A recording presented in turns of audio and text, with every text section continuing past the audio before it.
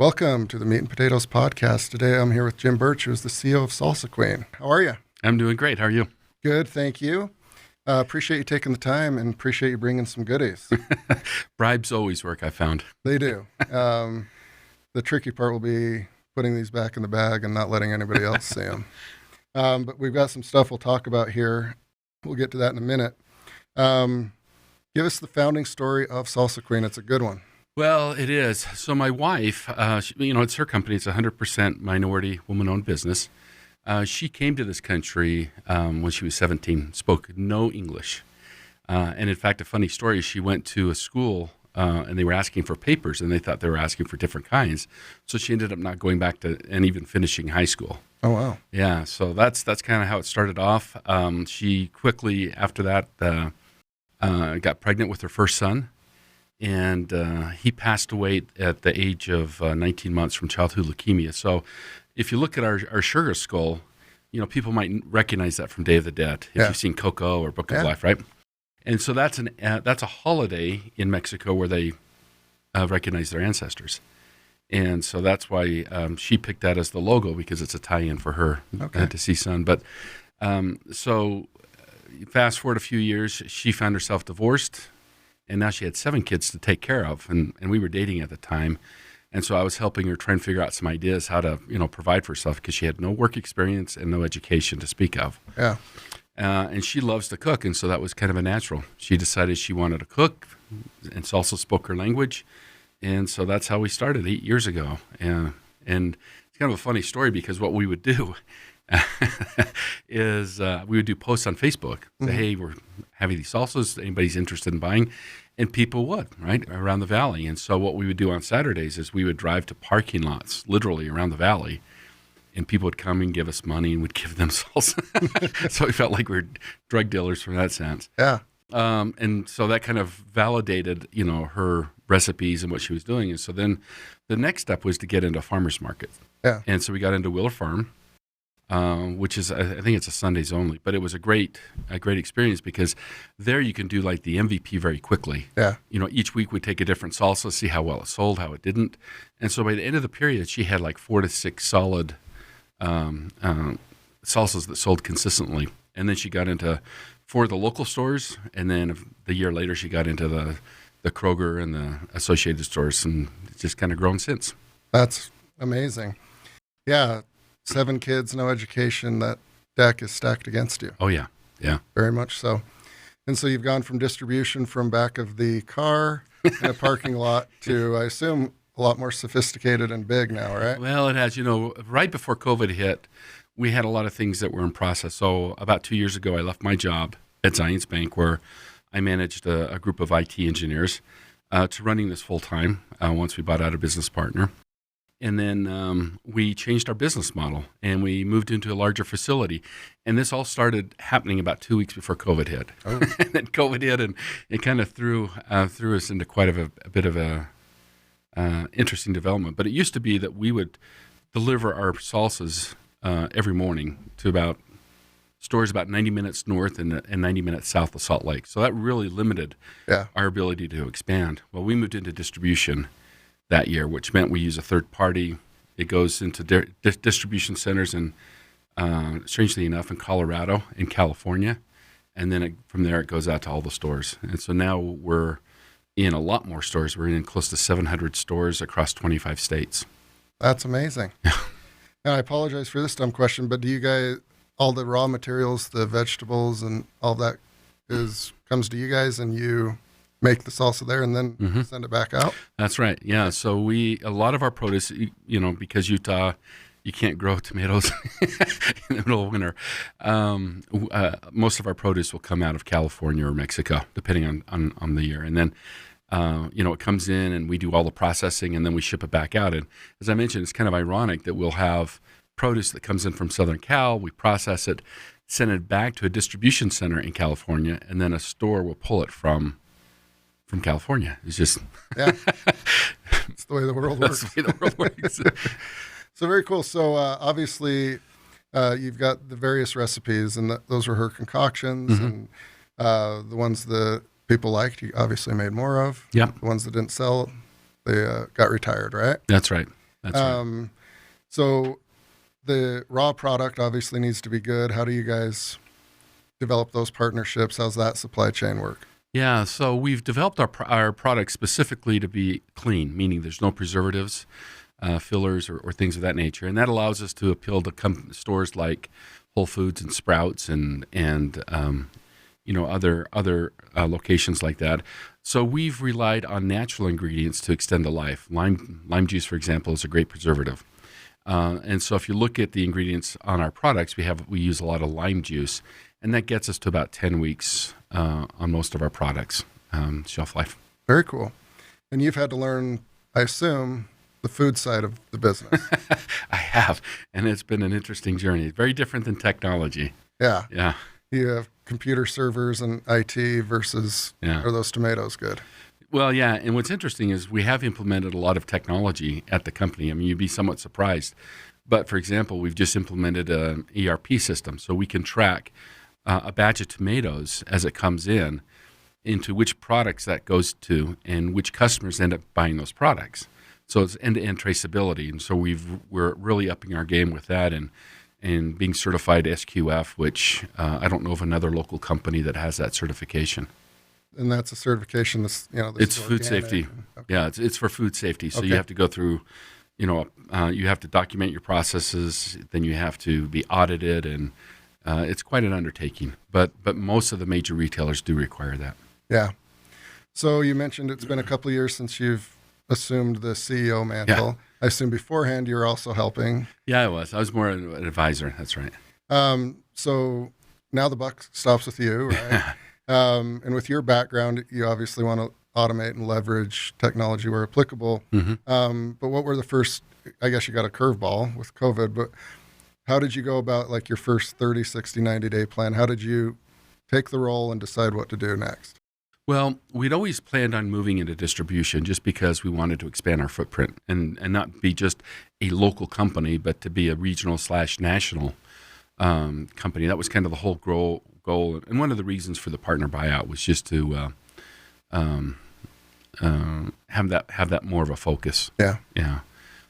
So the first 30 days, it was really just trying to understand what was going on, all the different moving pieces in more detail. And then it was just starting to get ready for distribution because it's one of those things that it takes months to get lined up. Yeah.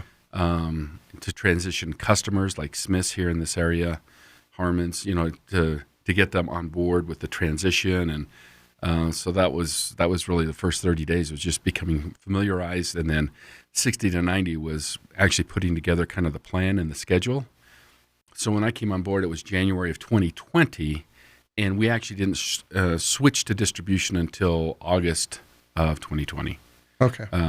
It just takes that long to get everything lined up in the supply chain. Yeah.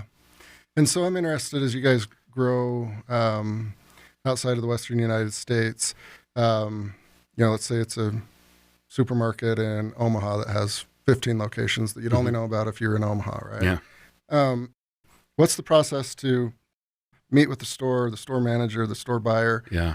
Because shelf space is limited. Oh, right? yes. What's that process like?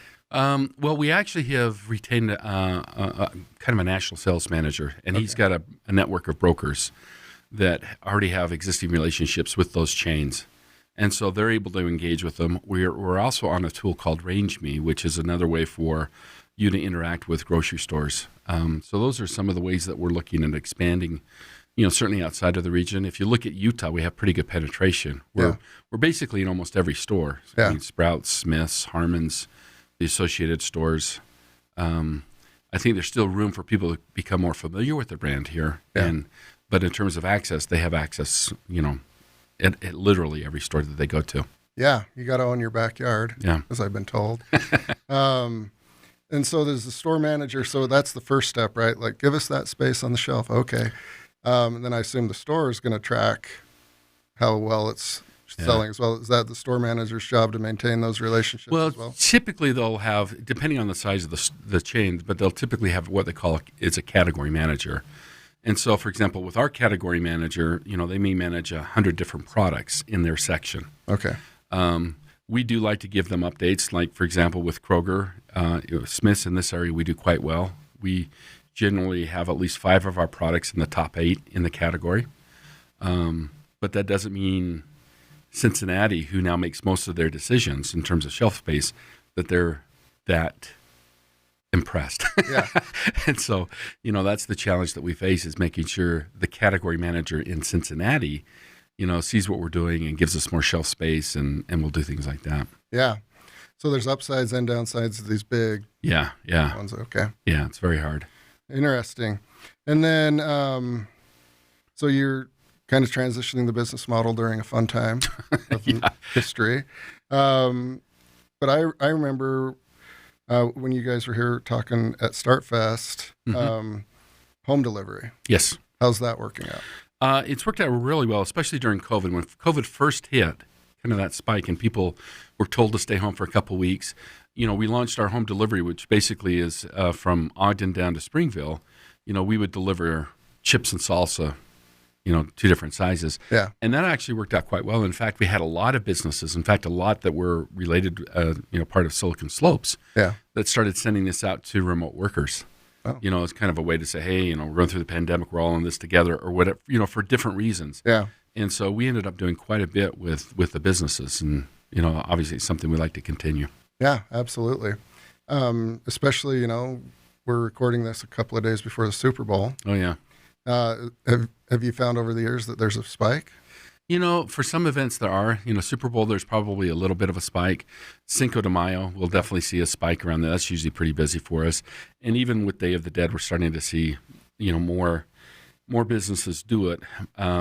More as a kind of it's either an employee benefit, right? So they'll have us cater chips and salsa, or they'll, if everybody's on site, or they'll send to remote workers, or if they want to stand out with their customers, potential or existing, who doesn't like to get chips and salsa, and, you would be impressed if you got chips and salsa. Easy sell. Like, okay, here's the keys. That's right. Thanks for the salsa. All right. So you've got kind of your legacy, and then you've got these freeze-dried. Yeah, we just started the freeze-dried line. It's been very interesting so far. So, with these, literally, all you have to do is just add a little bit of water, shake it up in the pouch, and you can't tell it apart from the fresh. So this is the one right here, the tomatillo. And like I said, you mix these 2 up, you wouldn't be able to tell which is which. And what we're finding is that this is a great product to ship anywhere to the East Coast, or even internationally. Yeah. These we have to ship cold. Yeah. And they have to go 2-day. So that means if it's going to New York, it's 2-day air. Yeah. And that can be $40 to $60. But we can ship up to 8 of these for $5 via USPS.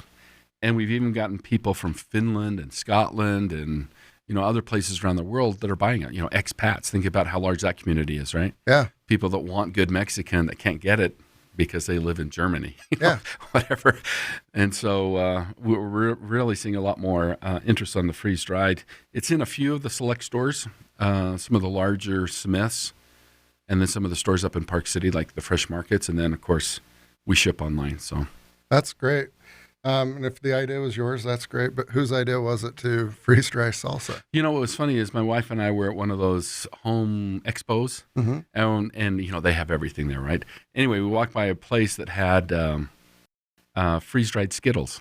So I had to stop and try it. Yeah. And I'm sitting there thinking, well, this is pretty good. I wonder what the salsa would taste like, right? Yeah. The nice thing about our salsas, again, because they're not watered down, if you open them up, you'd see they're pretty thick, is that when you freeze dry them, there's a lot of content there.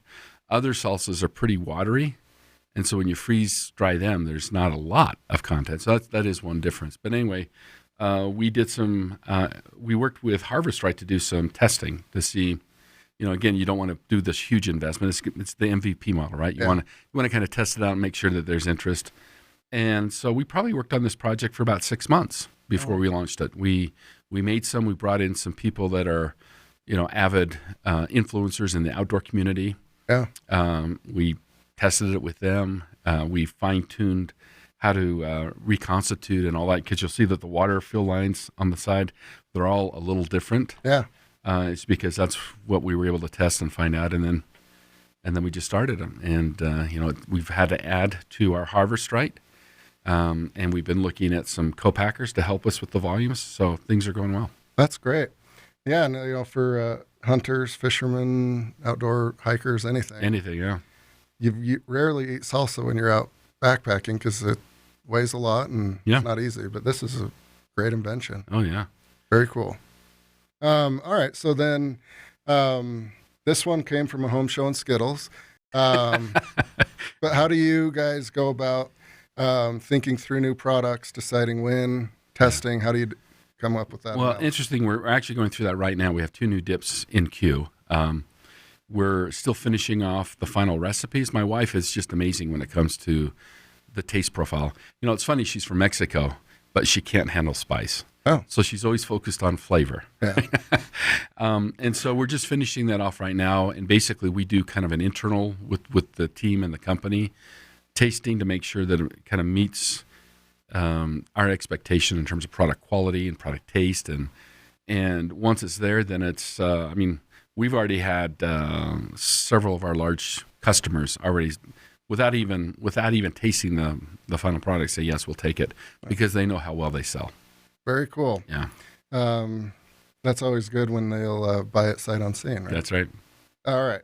So as you guys expand and grow, you're going to have to take on a different setting as CEO, right? Like more employees, more systems, more processes. Mm-hmm. How do you manage your days? What tools and tricks do you use to keep scaling and keep the current products going, all of that? How do you do it? Yeah, I don't know. Wear a lot of different hats. So we're still kind of a smaller company. So I'm the CEO, CFO, HR director, and probably a couple more in there. Yeah. First thing I do when I get in the morning, we make sure that all the customer, feedback, whether it's from our website or from chat messages, that they're all been responded to. So I make sure that our team does that. I probably spend the first hour going through sales numbers to see what's exactly happening at the stores and see because sometimes you can spot issues early on. Yeah. I work with the production team just to make sure that we're hitting our schedules and hitting our targets. I'll have a quick sync with the shipping team just to make sure that shipments are going out. We're not seeing any delays. With the snowstorms that we've had going over to Denver, for example, which is one of the major distribution centers, we had a couple of days delay, and our products are perishable. So, every day slippage is bad deal. It's not a good thing. So, and just really getting the culture to be one of sharing information and being proactive, especially with our customers. So if we know there's a day delay, we tell them. We don't wait for them to ask us. And so a lot of it is just kind of that, and then just walk around. I spend time just walking around, seeing how the production is going, seeing if there are issues that are popping out, because it's a lot of times you don't get all the information. You don't know the behind the scenes, and so it's good. Yeah. I even like to spend time inside the kitchen, because then again, you get to see what's happening, in the kitchen, and see if there are issues or things that we should be doing differently. Yeah. And so does your entire office smell good, like fresh salsa? It does. That's good. Yeah. Nice perk there. What is your favorite salsa? Well, I like the creamy jalapeno, but I like to eat it with my wings. I don't know if you've ever done that before, but once you try this, you'll never use blue cheese again, guaranteed. That's really good. Love it. And I think your wife's smart. Like really hot salsas, what's the point? It's like torture. Yeah. I don't know why they even exist. And I don't even mind hot stuff, but it's just like, oh, yeah, this is a trial and a burden to eat this stuff. Very cool. So, as you guys look to the future, rolling out new products, testing, mm-hmm. what gets you the most excited as the CEO? Well, obviously, just seeing some growth. So there are a couple of areas that we have growth. Of course, with our cold products, expanding into more chains, and I think by the end of June we'll be in another 500 stores. Wow! So that's obviously taken up a lot. The freeze dried, I think, is a really interesting growth opportunity for us, and so being able to expand that, we've had discussions with some like REI and some of the other retailers in that space. So we'll see if that happens, but I think that's gonna grow quite a bit. And then, of course, the direct-to-business, as I call it, working with especially tech companies in this area where they want to have like a taste of Utah. Yeah. For their employees or for their customers. Even a thank you. You sign on a big account, send them a gift of salsas, and really. And I think that's a good growth opportunity for us. Absolutely. Very cool. So I saw on your LinkedIn profile, University of Texas and University of Utah. Uh-huh. So if they were going to play each other, a football game, who would you cheer for? Oh, I'm a Ute. I went there longer too. Okay. But you would love to sell into Texas, I assume. We are actually with Sprouts. Okay. Oh, good. Sprouts has they're only carrying 2 of our products currently, but they go all the way over to Florida, and then they've got a few stores around Philly. Very cool. So yeah. Well, we've ever since you brought like the first samples here, we've been big fans of Salsa Queen, and the story is amazing. And congrats to you and your wife and your team for building such a cool company. And we'll look forward to eating this and then watching your continued success. Well, thank you very much. Appreciate it. Thank you.